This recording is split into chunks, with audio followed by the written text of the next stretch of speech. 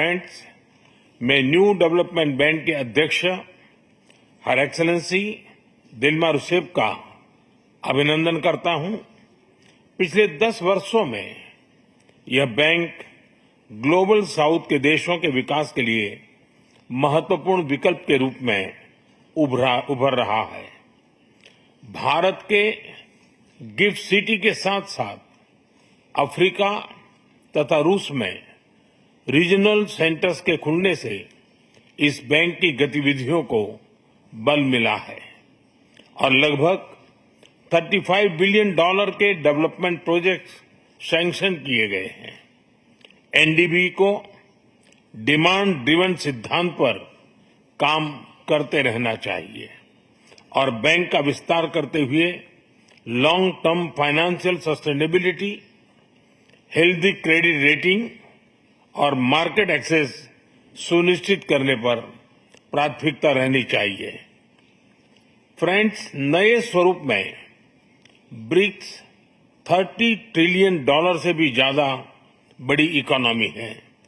हमारे आर्थिक सहयोग को बढ़ाने में ब्रिक्स बिजनेस काउंसिल और ब्रिक्स विमेन बिजनेस अलायंस की विशेष भूमिका रही है।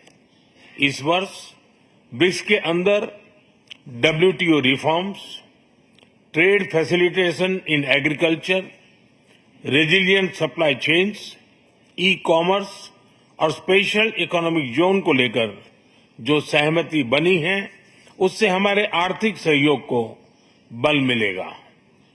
इन सब पहलों के बीच हमें स्मॉल और मीडियम स्केल इंडस्ट्री के हितों पर भी फोकस करना चाहिए।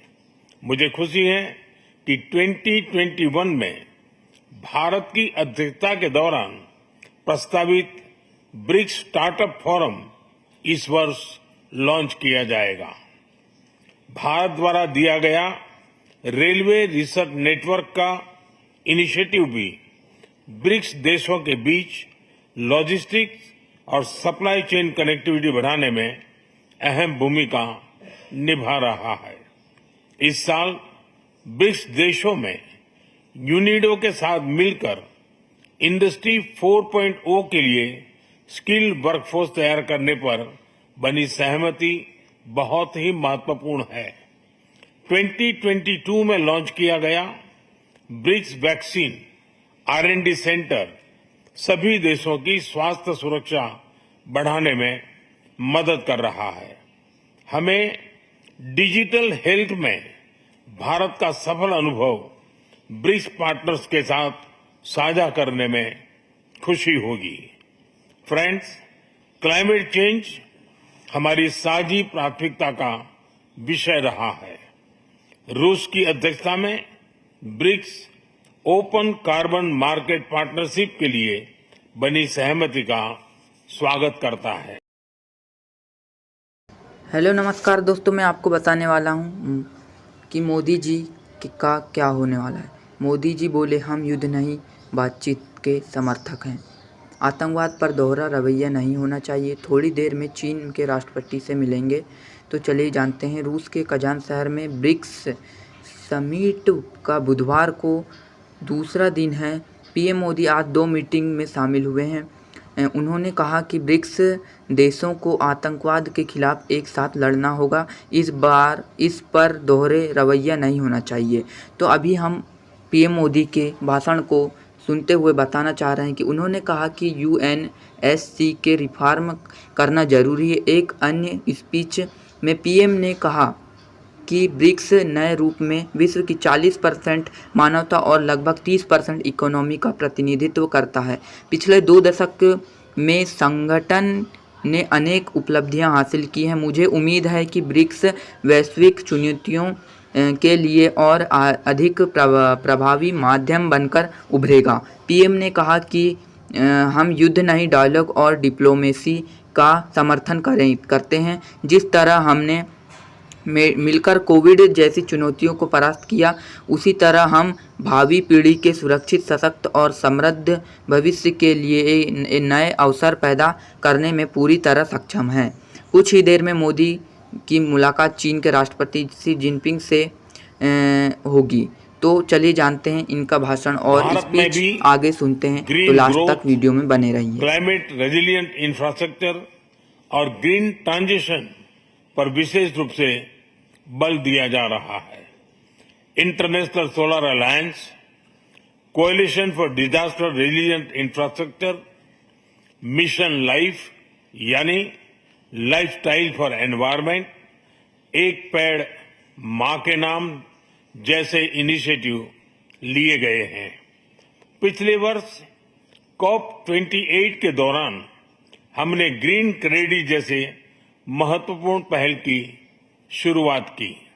मैं ब्रिक्स पार्टनर्स को इन इनिशिएटिव से जुड़ने के लिए आमंत्रित करता हूं। ब्रिक्स के सभी देशों में इंफ्रास्ट्रक्चर के निर्माण पर विशेष रूप से बल दिया जा रहा है। भारत में मल्टी मॉडल कनेक्टिविटी को तेजी से बढ़ाने के लिए हमने गति शक्ति पोर्टल बनाया है। इससे इंफ्रास्ट्रक्चर विकास के लिए इंटीग्रेटेड प्लानिंग और इम्प्लीमेंटेशन में मदद मिली है और लॉजिस्टिक कॉस्ट कम हुई है। हमारे अनुभव आप सभी के साथ साझा करने में हमें खुशी होगी। फ्रेंड्स, ब्रिक्स देशों के बीच फाइनेंशियल इंटीग्रेशन बढ़ाने के लिए प्रयासों का हम स्वागत करते हैं। लोकल करेंसीज में व्यापार और सुगम रूप से क्रॉस बॉर्डर पेमेंट से हमारा आर्थिक सहयोग सुदृढ़ होगा। भारत द्वारा बनाया गया यूनिफाइड पेमेंट्स इंटरफेस यानी यूपीआई भारत की एक बहुत बड़ी सक्सेस स्टोरी है। इसे कई देशों में अपनाया गया है। पिछले वर्ष हिज हाइनेस शेख मोहम्मद के साथ मिलकर हमने इसे यूएई में भी लॉन्च किया। अन्य ब्रिक्स देशों के साथ भी इसमें सहयोग किया जा सकता है। फ्रेंड्स, भारत ब्रिक्स के अंतर्गत सहयोग बढ़ाने के लिए पूरी तरह से प्रतिबद्ध है। हमारी विविधता और मल्टीपोलरिटी में हमारा दृढ़ विश्वास हमारी ताकत है। हमारी यही ताकत और मानवता में साझा विश्वास हमारी भावी पीढ़ी के समृद्ध और सशक्त भविष्य को सार्थक रूप देने में सहयोग होगा। आज की बहुत ही महत्वपूर्ण एवं उपयोगी चर्चाओं के लिए मैं सभी का आभार व्यक्त करता हूं। ब्रिक्स के अगले अध्यक्ष के रूप में मैं राष्ट्रपति लूला को हार्दिक शुभकामनाएं देता हूं। भारत आपकी ब्रिक्स अध्यक्षता की सफलता के लिए अपना पूरा सहयोग देगा। एक बार फिर राष्ट्रपति पुतिन और सभी लीडर्स का बहुत बहुत धन्यवाद।